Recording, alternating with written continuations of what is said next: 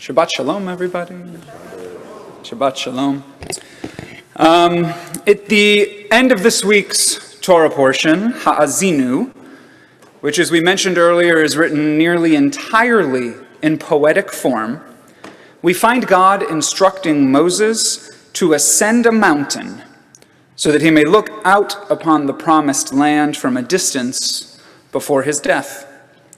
Moses, who the Torah describes as our ultimate prophet, who helps lead us out of slavery in Egypt and led us through the desert for 40 years to the edge of the promised land, was not going to be permitted to enter.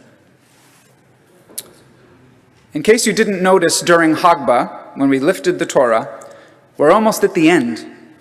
We're coming to the end of the 5 books of Moses, to the end of the Moses narrative, indeed to the end of Moses' life. Ki mineged tir'eh et ha'aretz, v'shama lo tavo el ha'aretz, asher ani noten livnei Yisrael.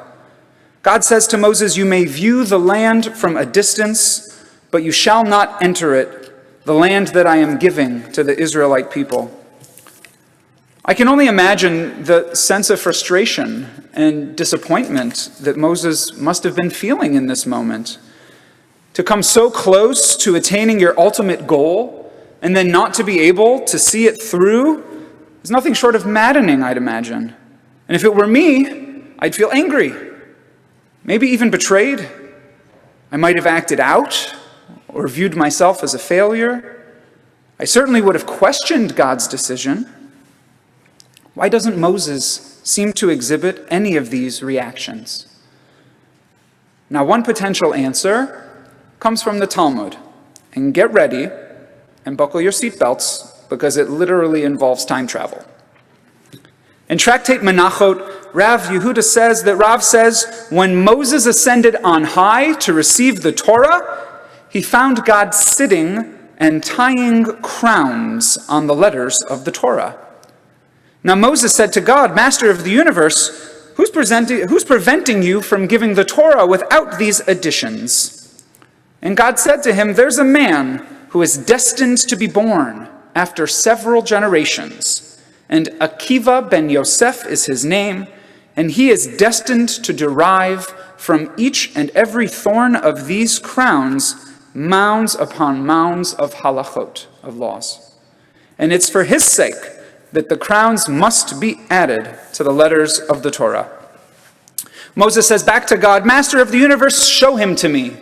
And God says to him, interesting choice of language, return behind you.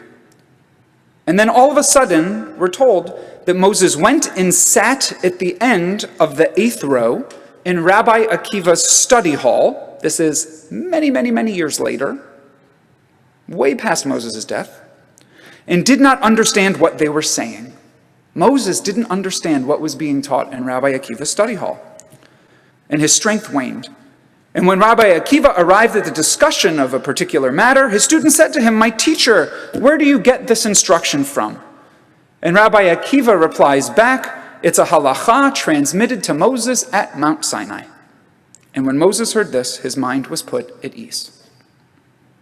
So what just happened? Moses is up on Mount Sinai receiving the Torah. He sees God adding the crowns on some of the letters. If you look closely in the Torah, there are certain letters that the way that they're written actually have crowns on top of them. And Moses is wondering why God didn't choose a simpler font to write in. God says there's a scholar in the future who's going to make meaning out of each of these crowns. And Moses says, I'd really like to see that. The name that Moses uses for God in this narrative, Ribono Shel Olam, is often translated as Master of the Universe. But Olam in Hebrew means not just the physical world, but also time. So basically, Moses says to God, Dear Master of time and space, allow me to see this man. And Moses then becomes a time traveler and ends up in Rabbi Akiva's study hall. He sits in the 8th row. 8 is a mystical number in our tradition. Don't know if you knew that. 7, Shabbat, right, is this wholeness and completion concept. 8 is what comes after we're whole and complete. It's mystical. So it's no accident that he's sitting in row 8 of Rabbi Akiva's study hall. And he sees Jewish people studying Torah. And it's Torah that he personally is incapable of comprehending, which frustrates him. But then he ultimately finds out that it's based on what he is in the process at that moment of receiving at Mount Sinai. And he's comforted, knowing that his efforts will indeed prove fruitful, because even if he won't be there to see them to completion, his understanding of completion had been incredibly limited, and he now has a much broader perspective. We've all experienced disappointment and setbacks in our lives in some form or another. And as many of those who raised us, for me personally that includes the Rolling Stones, taught us, you can't always get what you want. And if you knew ahead of time that you would be unable to finish a particular task, would you do as much of it as you could, as Moses did? Or would you resign yourself to defeat and give up? Unlike Moses, most of us don't have flux capacitor-powered DeLoreans, or hot tub time machines, or a direct relationship with God that would allow for time travel to help us achieve the greater perspective that we'd certainly desire. But I think that we can still be inspired by Moses' approach, and to take a step back and acknowledge that as much as we'd like to, we can't really know how things are going to turn out.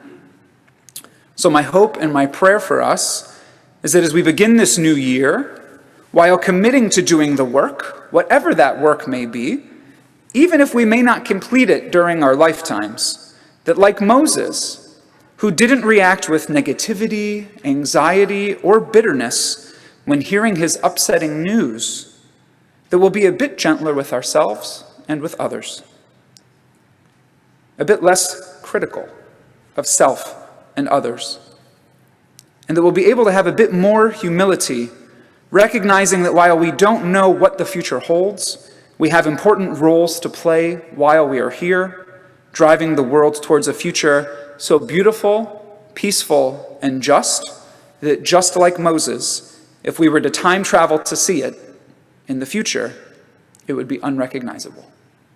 Shabbat Shalom.